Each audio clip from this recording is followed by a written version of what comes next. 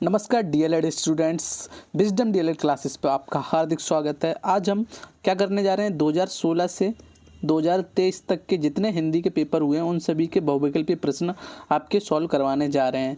अगर आप ये प्रश्न कर लेते हैं कंप्लीट तो आपके 4 से 5 नंबर कंप्लीट हो जाते हैं हिंदी के सिर्फ एक ही क्लास से। तो इस क्लास को जरूर देखना क्योंकि क्वेश्चन हर साल रिपीट होते हैं। अगर आप 2016 से 23 तक के देख लेंगे तो हर हाल में आपके जो बहुविकल्पीय प्रश्न है उसकी टेंशन आपकी खत्म हो जाएगी। तो चलिए क्लास को आपकी जल्दी से स्टार्ट करते हैं। आ जाइए, सबसे पहला क्वेश्चन 2023 के पेपर का है और सेम टू सेम वही पेपर हमने स्कैन करके आज की क्लास में लगाया। तो पहला क्वेश्चन आप स्क्रीन पे देख सकते हैं कि लिपि विकास का प्रथम सोपान क्या है। जो लिपि आपकी होती है, जिस लिपि जैसे अपनी हिंदी भाषा की देवनागरी लिपि है, तो लिपि विकास में सबसे पहला प्रथम सोपान क्या था, तो वो था चित्र। सबसे पहले चित्रों की मदद से ही भाषाएं लिखी गई थी, तो पहला करेक्ट आंसर हो जाएगा चित्रलिपि। दूसरा, पर्वत शब्द का समानार्थी शब्द क्या है, तो पर्वत शब्द का समानार्थी शब्द, इसमें पादप नहीं होगा, पादप से पौधे होते, कूट नहीं होगा, आगार नहीं होगा, तो करेक्ट आंसर जो आपका हो जाएगा वो सी हो जाएगा, घन। घन पर्वत का समानार्थी शब्द है। अल्प प्राण ध्वनि नहीं है। अल्प प्राण ध्वनि कौन कौन सी है, इसमें देखो, का भी है, गा भी है, गा और सॉरी बा से बकरी भी है। तो राइट आंसर क्या है आपका, खा। खा नहीं है, तो करेक्ट आंसर आपका क्या हो जाएगा, इज द खा। चलिए चलते हैं चौथे क्वेश्चन की तरफ। अंगा और अहा वर्ड कहलाते हैं, तो ये अयोग्य भाग कहलाते हैं। क्या कहलाते हैं, अयोग्य भाग। करेक्ट आंसर अयोग्य भाग। चौथा, कामायनी के लेखक कौन है, तो कामायनी पुस्तक के जो कामायनी रचना के जो लेखक हैं वो आपके जयशंकर प्रसाद हैं। कौन है, जयशंकर प्रसाद। तो correct answer is Jaishankar Prasad. चलिए चलते हैं हम, 2023 का पेपर आपका सॉल्व हो गया और चलते हैं आप सीधे 2024 के पेपर की तरफ, सॉरी 2022 के पेपर की तरफ। 2022 के पेपर में पहला क्वेश्चन आपका क्या रखा गया है कि किस प्रणाली से छात्रों में सक्रियता बनी रहती है।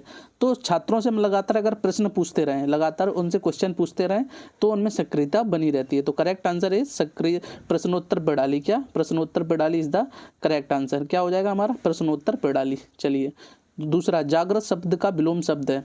जागृत, जो जागृत है उसका विलोम शब्द क्या है, तो उसका सुषुप्त हो जाएगा। जागृत मतलब जागना, सुषुप्त मतलब सोना, तो सुषुप्त करेक्ट आंसर हो जाएगा। चलिए, निम्नलिखित में जातिवाचक संख्या है, तो जातिवाचक क्या होता है कि वो पूरे समुदाय की जाति बताए।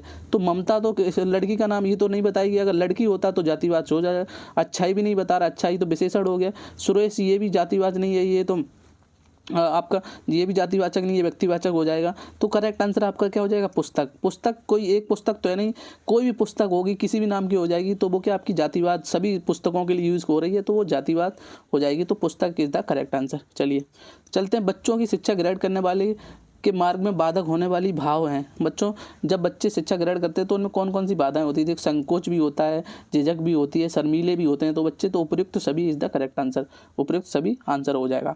भूतकाल के कितने भेद होते हैं, तो भूतकाल के आपके कितने भेद होते हैं, भूतकाल के आपके 6 भेद होते हैं। कौन कौन से होते हैं, सामान्य भूतकाल, आसन्न भूतकाल, पूर्ण भूतकाल, अपूर्ण भूतकाल, संदिग्ध भूतकाल, हेतु भूतकाल। तो करेक्ट आंसर आपका क्या हो जाएगा, 6। करेक्ट आंसर इज 6 भूतकाल आपके हो जाएंगे। करेक्ट आंसर हिंदी में, और इंग्लिश में सिर्फ 3 ही होते हैं और हिंदी में आपके 6 होते हैं। चलिए, अति लघु उत्तरीय, सॉरी इनको तो हमें कंप्लीट नहीं कराना है, सिर्फ बहुविकल्पीय प्रश्न करवाएंगे। 2020 के पेपर की तरफ चलते हैं। काव्य को कितने भागों में बांटा गया है, अगर काव्य की बात करें तो काव्य को 2 भागों में बांटा गया है, दृश्य काव्य और श्रव्य काव्य। तो सी है 1 और 2 करेक्ट आंसर हो जाएगा। पठन का अर्थ क्या है, मौन वाचन, सस्वर वाचन, तो इसका भी C answer is the correct हो जाए, 1 और 2 दोनों। चलिए तीसरे क्वेश्चन की तरफ चलते हैं। मौन वाचन का उद्देश्य है, तो मौन वाचन का उद्देश्य क्या है, वाचन गति का विकास, पठित सामग्री का अधिकरण, वाचन का अभ्यास। ये नहीं है, वाचन का अभ्यास करना नहीं है। तो करेक्ट आंसर आपका क्या हो जाएगा, इसका हो जाएगा चौथा, 1 और 2 दोनों। कौन सा हो जाएगा, 1 और 2 दोनों। वाचन गति का विकास करना भी है, पठित सामग्री का अधिकरण भी है। तो करेक्ट आंसर हो जाएगा चौथा आपका। चलिए चलते हैं चौथे क्वेश्चन की तरफ। चौथा क्वेश्चन दिया गया है कि जो शब्दांश किसी शब्द आदि में लगकर उसके अर्थ को बदल देते हैं। क्या है, जो शब्दांश किसी शब्द के आदि मतलब प्रारंभ में लगकर उसके अर्थ बदल देते हैं, वह क्या कहलाता है। जो शब्द के आगे लगते हैं तो वो उपसर्ग कहलाते हैं, जो शब्दों के आगे लगते हैं वो उपसर्ग कहलाते हैं, जो शब्द के आगे लग के उसका अर्थ बदल देते हैं वो उपसर्ग कहलाते हैं। संज्ञा के स्थान पर प्रयुक्त होने वाले शब्द, ये तो बच्चा बता देगा। संज्ञा के स्थान पर जो शब्द यूज होते हैं उन्हें क्या कहते हैं, उन्हें सर्वनाम कहते हैं। चलिए अब चलते हैं हम हमारे 2000, यहाँ पे ये पेपर है आपका 2019 का, उसके बाद चलेंगे 2017 के पेपर की तरफ। पहले 2019 का पेपर आपको सॉल्व कराते हैं। तो 2019 के पेपर में क्या था, कवि शब्द का स्त्रीलिंग है, तो कवि शब्द का स्त्रीलिंग हो जाएगा कवित्री। क्या हो जाएगा, कवित्री। आपको कवित्री सही से लिखना है, ये है कवित्री, इस तरीके से लिखा जाता है कवित्री, ये ध्यान रख लें, ये क्वेश्चन बहुत बार एग्जाम में पूछा गया है। व्याकरण में वचन का सही अर्थ क्या है, तो व्याकरण में वचन की बात होती है तो वचन, एक वचन, दो वचन, ये क्या दिखाते हैं, ये संख्या दिखाते हैं। क्या दिखाते हैं, संख्या। एक वचन से एक संख्या, दो वचन में दो संख्या, बहुवचन में बहुत सारी संख्या है, तो ये संख्या को दिखाते हैं। तीसरा, मरकट का पर्यायवाची शब्द है। मरकट किसका पर्यायवाची शब्द है, तो मरकट बंदर का पर्यायवाची शब्द है। करेक्ट आंसर इज बंदर। चौथे, निम्नलिखित में जातिवाचक संख्या है।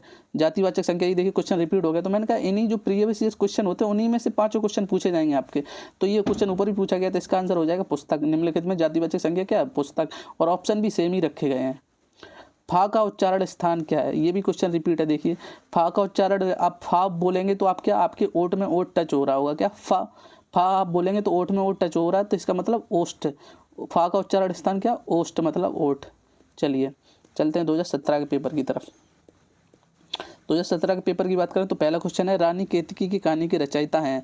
रानी केतकी की कहानी के रचयिता कौन है आपके, रानी केतकी की कहानी के रचयिता आपके इंसा अल्लाह खां। Correct answer. देखिए फिर से भाई क्वेश्चन आ गया, कवि शब्द का स्त्रीलिंग है। ये क्वेश्चन हर साल आता ही आता है, तो इसको तो आपको एकदम रट लेना है। करेक्ट आंसर, कवि शब्द का स्त्रीलिंग है कवित्री। क्या है, कवित्री, कवित्री, कवित्री, कवित्री, ये रट लेना है। तीसरे क्वेश्चन की तरफ चलते हैं, व्याकरण में वचन का सही अर्थ क्या है। देखो ये क्वेश्चन भी रिपीट है, वही रिपीट क्वेश्चन हर साल आएंगे, आपको कुछ नहीं करना, वही रिपीटेड क्वेश्चन है। व्याकरण शब्द में वचन सही का अर्थ क्या, आपका संख्या है। क्या आपका, संख्या। संख्या, वचन से क्या होता है, संख्या प्रदर्शित होती है। चौथा क्वेश्चन आपका पूछा गया है कि अच्छाई, मानवता, बचपन किस संख्या के उदाहरण है, किस संज्ञा के उदाहरण है। तो अच्छाई, मानवता, बचपन। अच्छाई में क्या, अच्छा एक भाव है। मानवता में मानवता क्या एक भाव है। बचपन क्या, बचपन भी एक भाव है। तो करेक्ट आंसर क्या हो जाएगा, भाव हो जाएगा। जातिवाद होगा नहीं, व्यक्तिवाचक संज्ञा है नहीं, द्रव्यवाचक संज्ञा है नहीं, तो एक ही बचता है। तो उस हिसाब से भी आप लगा सकते हैं कि भाववाचक संज्ञा इज द राइट आंसर। ये क्वेश्चन भी 2 बार पूछा गया, तो इसको भी आप अच्छे से देख लेंगे, भाववाचक इज द करेक्ट आंसर। चलिए 5वें क्वेश्चन की तरफ, कौन सा परमाणु बोधक विशेषण है, कौन सा परमाणु बोधक विशेषण है, जिससे पता चले परमाणु मतलब इसमें वजन हो, कुछ परमाणु में क्या क्या आता है, वजन आता है, कुछ चीज़ पता चल रही हो, थोड़ा बहुत, ये सब परमाणु बोधक होते हैं। 1 kilo, 2 kilo, 3 kilo, 1 litre, 4 litre, 5 litre, थोड़ा बहुत, ये सब क्या परमाणु बोधक है। तो कैसा, कैसा नहीं है, लाल ये भी नहीं है, तिकोना ये भी नहीं है, थोड़ा, थोड़ा आया ना वजन, जैसे थोड़ा वजन दे दो, तो ये परमाणु बोधक है, इसमें परमाणु वजन जैसा पता फील हो रहा है। तो करेक्ट आंसर आपका क्या हो जाएगा, थोड़ा।